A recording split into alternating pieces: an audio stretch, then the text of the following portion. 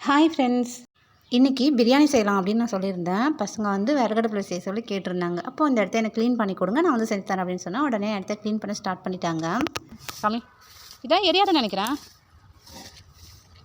எப்போவுமே வேப்ப மரத்து வேறு எரியாதுன்னு நினைக்கிறேன். தெரியல, பார்க்கலாம். ஆனால் கொஞ்சம் குட்டி குட்டியாக இருந்ததுன்னா பற்ற வைக்கிறதுக்கு யூஸ்ஃபுல்லாக இருக்கும். சூப்பராக ரெடி ஆகிடுது இடம். அதோட பெருமை வேறு வருது.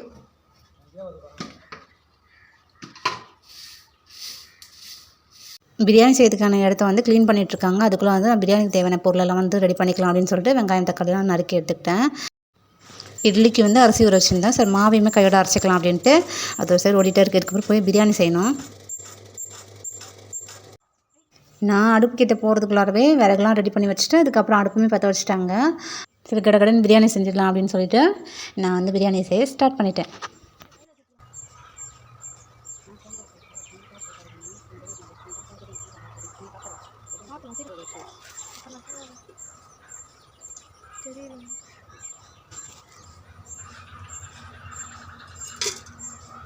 பட்டை, கிராம்பு, ஏலக்காய் எல்லாம் போட்டாங்க. ஃபஸ்ட்டு கொஞ்சம் நெய்யும் எண்ணெயும் ஊற்றிக்கினாங்க. குறுக்கில் வந்து சமையல் விளக்கம் வேறு கொடுத்துட்ருக்காரு.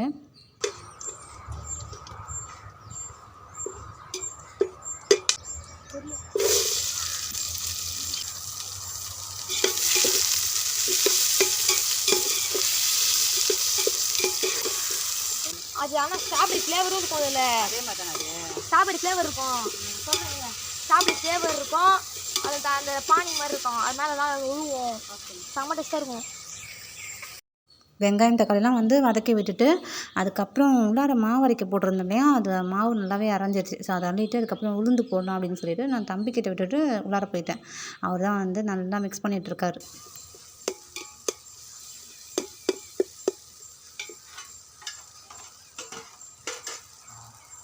மாவு அள்ளிட்டு போட்டு வரேன்.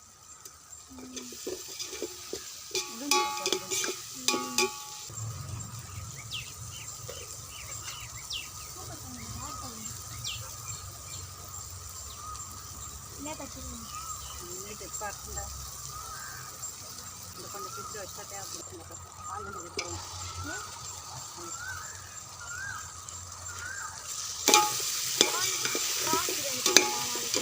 பெரிய பாக்கெட் போடணும். கூட பெரிய பாக்கெட். நாளைக்கு நான் வீட்டில் ப்ரான் நாளைக்கு நமக்கு கூட வச்சு 5 மணிக்கு வேட்டைக்கு போறியா? மீன் பிடிக்கிற வேட்டைக்கு. எறா வேட்டை அது. சரி, ப்ரான் வேட்டை அப்படி கொடுக்குறேன். சைடுலாம் பேசுகிறேன்.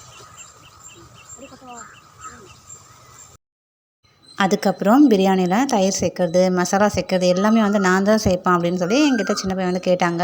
சரி, ஓகே, கற்றுக்கிட்டோம் அப்படின்னு சொல்லி நானுமே கொடுத்துட்டு கொஞ்சம் கொஞ்சமாக போட சொன்னேன். சேஃபாக தான் போட்டாங்க எல்லாமே. எப்போதுமே நான் சமைக்கிறேன் அப்படின்னா எனக்கு சமையலுக்கு ஹெல்ப் பண்ணுறதுக்கு, எனக்கு டிஸ்டர்ப் பண்ணுறதுக்கு, எனக்கு கூட பேசி கம்பெனி கொடுக்க எல்லாமே வந்து என்னோடய சின்ன பையன் தான் என் கூட வந்து செய்வாங்க. சூப்பராக வந்து கலர்ஃபுல்லாக ரெடி ஆகிடுது. எல்லாமே சிக்கன்லாம் சேர்த்து மிக்ஸ் பண்ணிட்டேன். நான் வந்து சிக்கன் பிரியாணி தான் எனக்கு செய்கிறேன். சிக்கன்லாம் சேர்த்து மிக்ஸ் பண்ணிட்டேன். பார்க்கும்போதே கலர்ஃபுல்லாக இருக்குது, நல்லாயிருக்கு. பிரியாணி சூப்பராக வரும் போல இருக்குது. நான் மசாலா சேர்த்ததுனால தான் இந்த அளவுக்கு கலர் வந்திருக்குன்னு சொல்லி ஓவராக பில்டப் பண்ணிட்டுருந்தாரு என்னோட சின்ன பையன்.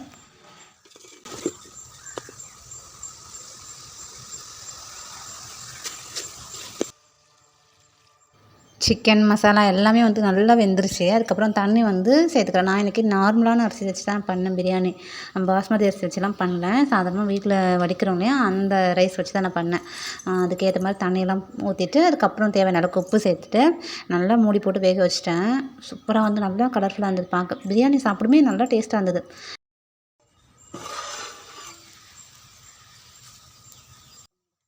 தண்ணி நல்லா கொதிச்சுட்டு இதுக்கப்புறம் அரிசி கழுவி வச்சுருக்கேன். அதை போட்டுட்டு நல்லா மிக்ஸ் பண்ணிவிட்டு உப்பு இருக்கான்னு பார்த்துட்டு நமக்கு தேவையான அளவுக்கு உப்பு சேர்த்துக்கலாம். நான் வந்து முன்னாடி போட்டுட்டேன். ஸோ உப்பு பார்த்துட்டு அதுக்கப்புறம் புதினா கொத்தமல்லி மீதி எடுத்து வச்சுருக்கேன். அதுவுமே கொஞ்சம் போட்டுட்டு லெமன் புழிஞ்சு விட்டுட்டு மூடி வச்சிட்டோன்னா அவ்வளோதான். ஒரு 10 நிமிஷம் தான்.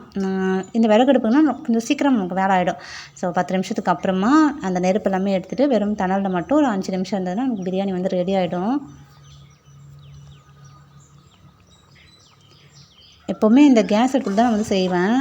இன்றைக்கி வந்து விறகடுப்பில் செஞ்சுருக்கேன். ரெண்டையுமே கம்பேர் பண்ணி பார்க்கும்போது விறகடுப்பில் செஞ்ச பிரியாணி வந்து டேஸ்ட் எக்ஸ்ட்ராவாக தான் இருந்தது. ரொம்ப சூப்பராக இருந்தது. சாதம் வந்து அடி பிடிக்காமல் ஒன்றோடு ஒன்று ஒட்டாமல் நல்லா உதிரி உதிரியாக ரொம்ப நல்லா இருந்தது சாப்பிட்றதுக்கு.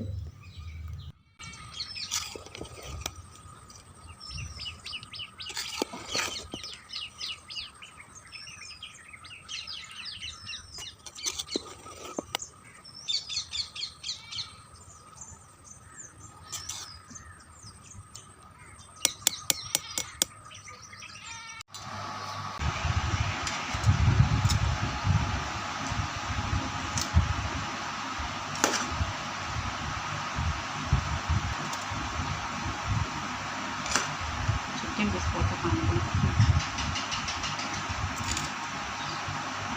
செம்ம டேஸ்ட்டாக இருக்குது. பசங்க கேட்டுக்கிட்ட மாதிரி விறகடுப்பில் பிரியாணி செஞ்சு கொடுத்தேன். ரொம்ப நல்லாயிருக்குன்னு சொல்லி சாப்பிட்டாங்க. எனக்குமே வந்து டேஸ்ட் ரொம்ப பிடிச்சிருந்ததுங்க. ரொம்ப நல்லா இருந்தது. வெளியில் உட்காந்து பசங்களோட பேசிக்கிட்டு ரொம்ப ஜாலியாக சமைச்சது எனக்கு ரொம்ப பிடிச்சிருந்தது. இன்றைக்கி வீடியோவில் தாங்க. இந்த வீடியோ உங்களுக்கு பிடிச்சிருந்தா மறக்காமல் நம்ம சேனலை சப்ஸ்கிரைப் பண்ணி சப்போர்ட் பண்ணுங்கள். இன்னொரு வீடியோவில் பார்க்கலாம். அது வரைக்கும் பாய். சார்